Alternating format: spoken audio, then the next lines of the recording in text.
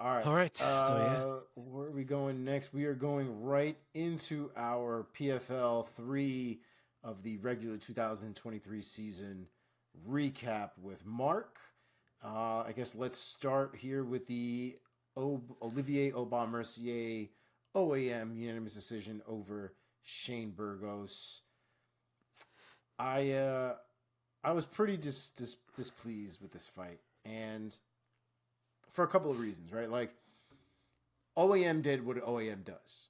He worked for the takedown, worked to nullify, worked to stop Shane Burgos from doing anything Shane Burgos wanted to do. Pushed the pressure. Never really was a knockout threat during that fight, but also never let Shane Burgos become a real threat in that fight either.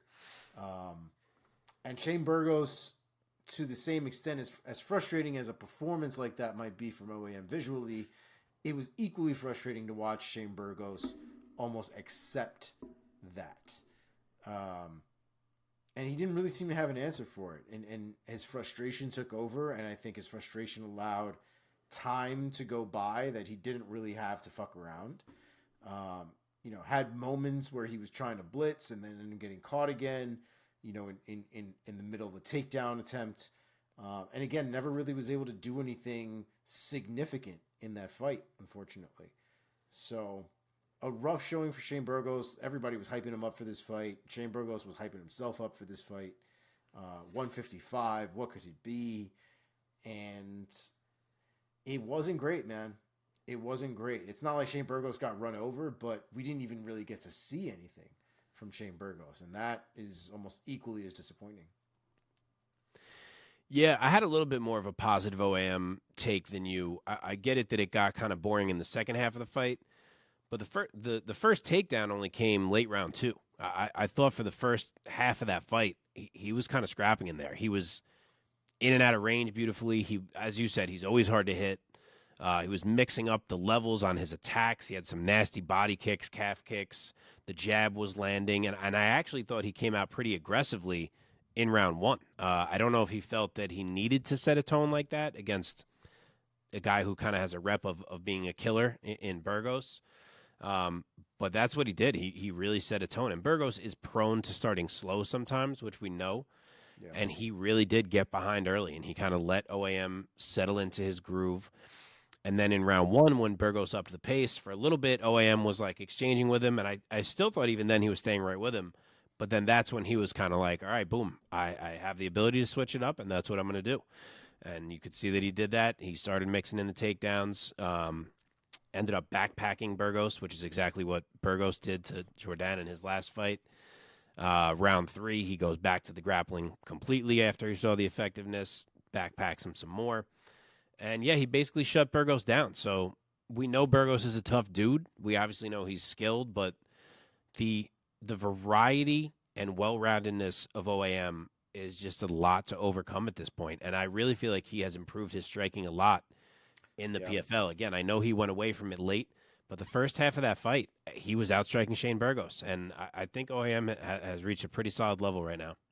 Yeah, I mean, he's definitely got some good fundamentals, and I think the reason he had to switch it up was I think it got to a point where Shane Burgos might have been able to start reading him and kind of getting the timing down. And I think once Shane Burgos started to get a little bit more comfortable in that area, OAM was like, nope, sorry, try to Yeah. get comfortable in this area.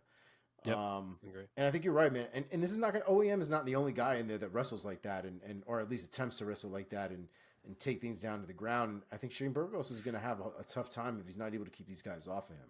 If you're going to be a 155, especially, and you're coming up in weight, you got to be ready for this shit, man, because OAM is probably walking around out there at like 170, 175.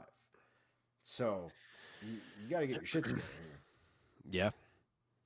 No, it's true.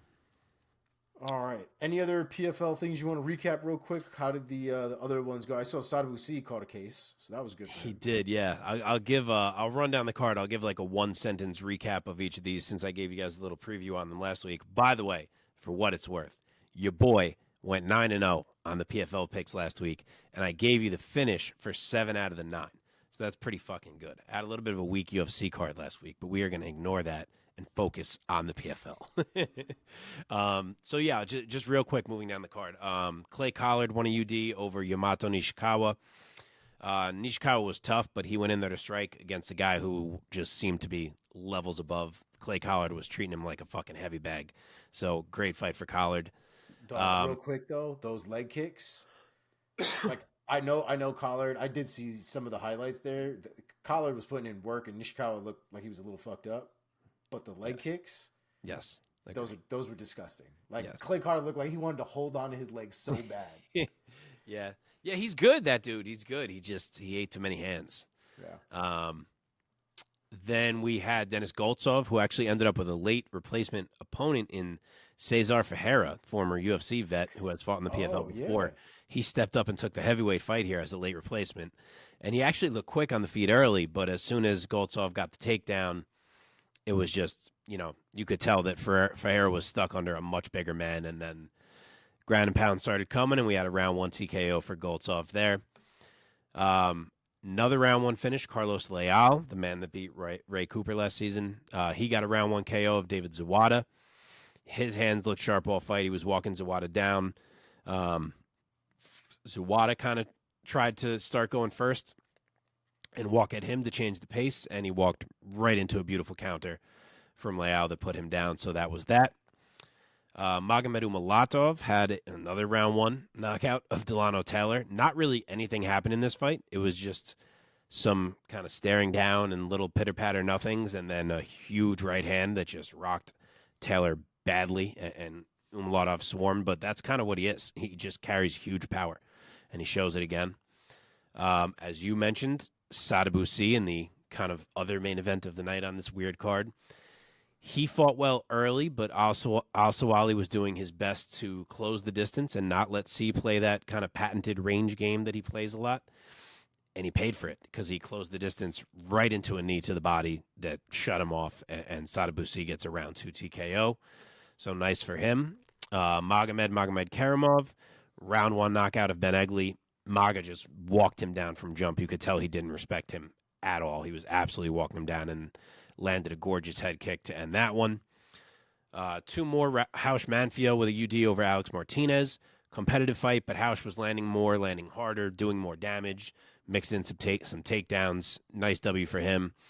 And then the last one was Natan Schultz with a UD over Stevie Ray. Ray, had his moments last season, as we said, but Schultz was a tough matchup. He brought the pressure. He leaned on the wrestling, and he was just too much for Ray. Ray was stuck on his back, and he couldn't get up all fight long.